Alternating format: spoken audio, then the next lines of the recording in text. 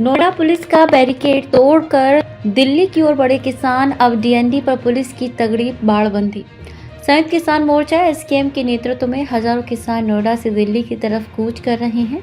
हजारों किसान नोएडा से दिल्ली के संसद भवन की तरफ विरोध मार्च निकाल रहे हैं। किसान नए कृषि कानूनों के तहत मुआवजे और लाभ की 5 मांगों पर जोर दे रहे हैं।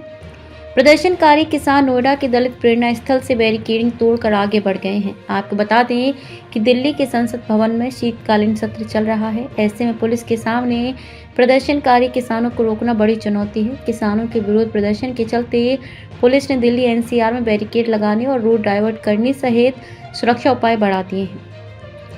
किसानों की दिल्ली कूच करने को लेकर भारी पुलिस फोर्स को तैनात किया गया है। पुलिस ने जगह जगह पर बैरिकेडिंग की है। पुलिस सहित पीएसी की कई कंपनियों को भी तैनात किया गया है। यमुना प्राधिकरण पर भी भारी पुलिस फोर्स तैनात है और बाकायदा बैरिकेडिंग की गई है। यमुना प्राधिकरण पर किसानों के ट्रैक्टरों का जमावड़ा लगा हुआ है। यहां से किसान अपने ट्रैक्टर पर सवार होकर दिल्ली के लिए कूच करेंगे। दिल्ली बॉर्डर एरिया में चेकिंग की जा रही है, जिसमें ट्रैफिक धीमी गति से आगे बढ़ रहा है। मौजूदा वक्त में सभी रेड लाइट को ग्रीन कर दिया गया है। कमिश्नरेट गौतम बुद्ध नगर पुलिस यातायात को सुचारू रूप से संचालित करा रही है।